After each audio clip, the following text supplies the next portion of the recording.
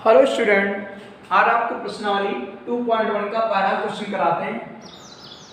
इसमें लिखा हुआ, इससे पहले आपको बहुपद, बहुपद का मानक रूप, बहुपद की घात, बहुपद के प्रकार, ये सब पढ़ाया गया था। ठीक, आज आपको हम पढ़ाने जा रहे हैं प्रश्नावली 2.1 का पहला क्वेश्चन है, निम्नलिखित व्यंजकों में से कौन एक चर में बहुपद है और कौन नहीं, ये कारण सहित उत्तर देना है। तो पहला ये दिया है, तो आप इसमें क्या लिखेंगे कि आपका 4x² - 3x + 7 एक चर में बहुपद है, एक चर में बहुपद है, क्योंकि यहां पर लिखोगे क्योंकि इसमें एक चर, क्योंकि इसमें केवल एक ही चर x है तथा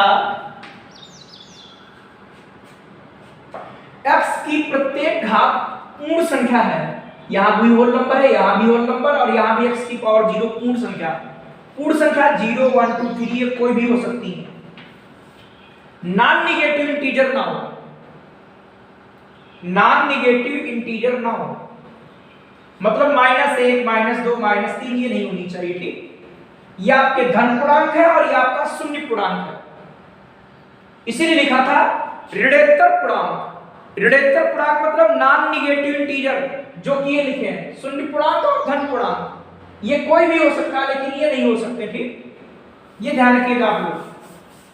तो यहां पर लिखोगे क्योंकि इनमें केवल एक ही चर x है तथा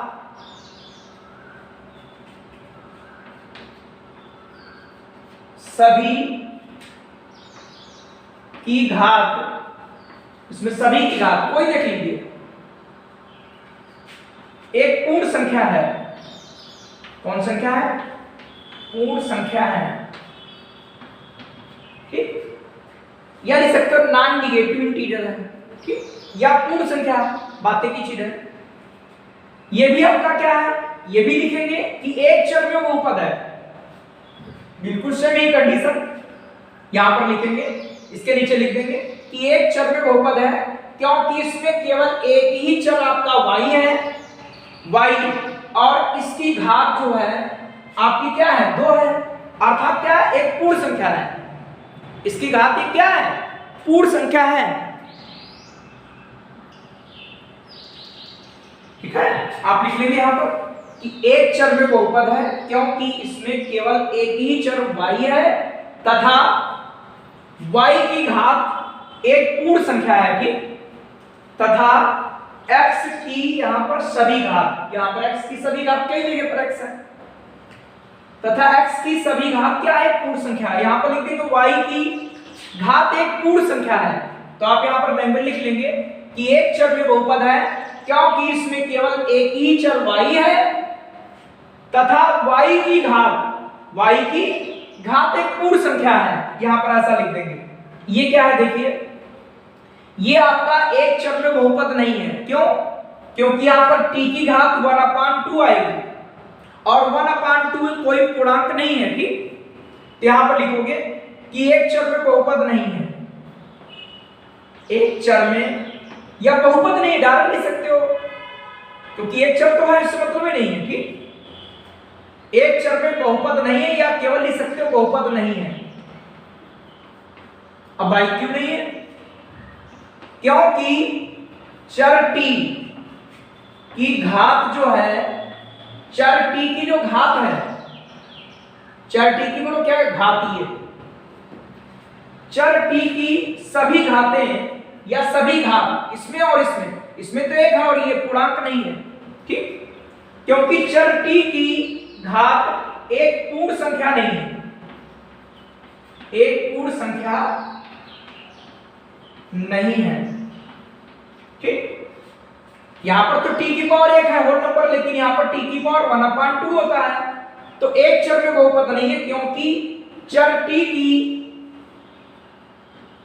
की सभी घात या सभी घातें, बातें की चीजें, t की घात एक पूर्ण संख्या नहीं है, मतलब ये होल नंबर नहीं है, 1/2 है। ये भी आपका एक बहुपद नहीं है। क्यों? देखिए y और ये आएगा 2 और y की पावर हो जाएगा -1, और -1 आपका निगेटिव इंटीजर है और जबकि नॉन निगेटिव होना चाहिए। ये भी लिख देंगे कि एक चर में बहुपद नहीं है, एक चर में बहुपद नहीं है। क्यों? क्योंकि चर y की घात एक पूर्ण संख्या नहीं है। ये तो पूर्ण संख्या लेकिन ये पूर्ण संख्या नहीं है। आप लिख सकते हो y की घात -1 लिख सकते हो, चाहे y की घात -1, y की घात -1 एक पूर्ण संख्या नहीं है, ऐसा लिख सकते हो।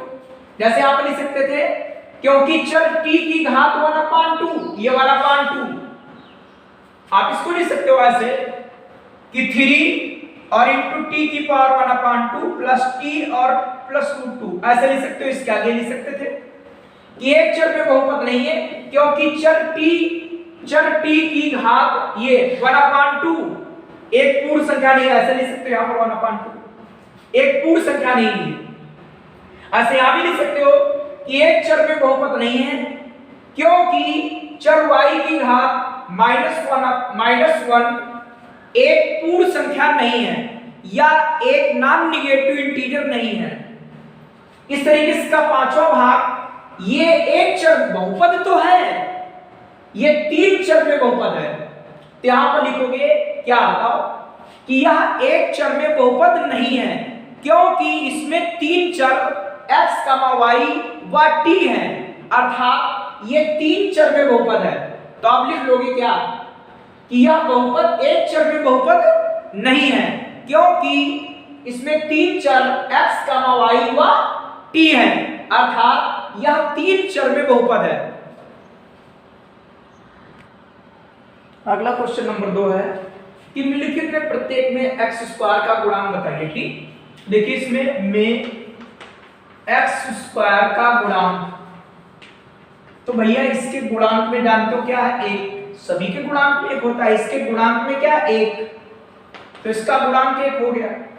x² का गुणांक में x² का गुणांक,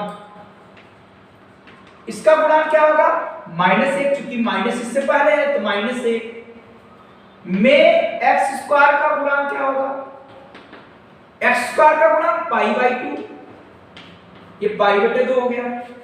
में x² वाला कोई पद ही नहीं है, अर्थात इसका गुणांक 0 होगा, तभी तो गायब हो गया होगा। में x² वाला पद नहीं है, पद नहीं है, अतः इसमें x² का गुणांक, x² का जो गुणांक होगा बेटा वो आएगा 0। अब चर x में द्विघात बहुपद का व्यापक रूप लिखिए। व्यापक रूप आपको पिछले वीडियो में बताया, व्यापक रूप लिखना।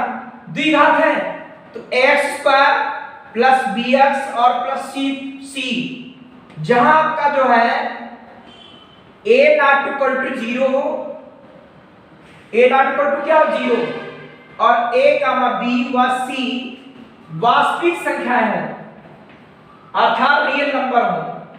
वास्तविक संख्या क्या होती है, परिमेय व अपरिमेय संख्याओं का समूह, संग्रह, इसे बोलते हैं क्या, वास्तविक संख्या।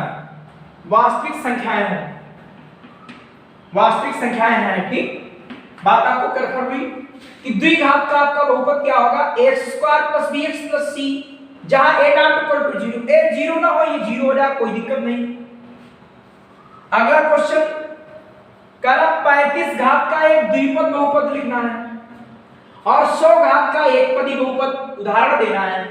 तो 35 घात का जो चाहो लिख दो, x की पावर 35 और द्विपद है ना, तो एक पद ही हो गया, दूसरा क्या हुआ, 3 लिख दीजिए, उदाहरण हो गया। √2 कर दो, कोई दिक्कत नहीं। अगला क्या है, 100 घात का एक बहुपद, तो x की घात 100 लिख दीजिए और यहां पर 2 लगा दीजिए, चाहे ना लगाओ, ऐसे ही छोड़ दो, या 2/3 लिख दीजिए। ये आपका 35 घात का एक द्विपद वाला बहुपद है, उसका उदाहरण है, और ये 100 घात का एक पदी बहुपद है, उसका उदाहरण है। जो चाहो आप लिख दीजिए यहां पर। ठीक, ये नहीं कि यही वाले एग्जांपल आंसर ढूंढ रहे हो, आप ये उदाहरण कोई लिख सकते हो। इसके आगे अगला क्वेश्चन देखिए। अगला क्वेश्चन 5 है कि निम्नलिखित बहुपदों में प्रत्येक बहुपद की घात बताओ। तो आप बहुपद देखेंगे उसमें जो चर की अधिकतम घात होगी वही बहुपद की घात कहलाएगी। तो देखिए इसमें चर की घात 3, इसमें 2 और इसमें 1, तो लिखेंगे में चर x की अधिकतम घात कितनी है, अधिकतम घात अर्थात मैक्सिमम पावर कितनी है, 3 है। अतः बहुपद की घात 3 है, अतः बहुपद की घात बराबर हो गई 3। ठीक, में चर x की अधिकतम घात कितनी 3 है, अतः बहुपद की घात 3 हो गई। इसमें चर y की अधिकतम घात कितनी है, 2 है, बहुपद की घात 2 हो गई। इसमें चर t है, इसकी अधिकतम घात कितनी 1 है, अतः बहुपद की घात 1 हो गई। और इसमें जानते हो 3 और x की पावर 0 लिख सकते हो कि नहीं, इसको यहां पर लिखोगे में चर की अधिकतम घात 0 है, अतः बहुपद की घात 0 है। ठीक, आप ही कर लोगे कि नहीं, कि में चर y की अधिकतम घात 2 है, अतः बहुपद की घात 2, में चर t की अधिकतम घात 1 है, अतः बहुपद की घात 1, में चर x की घात 0 है, अतः बहुपद की घात 0। और आगे के क्वेश्चन आपको आगे वीडियो में मिलेंगे।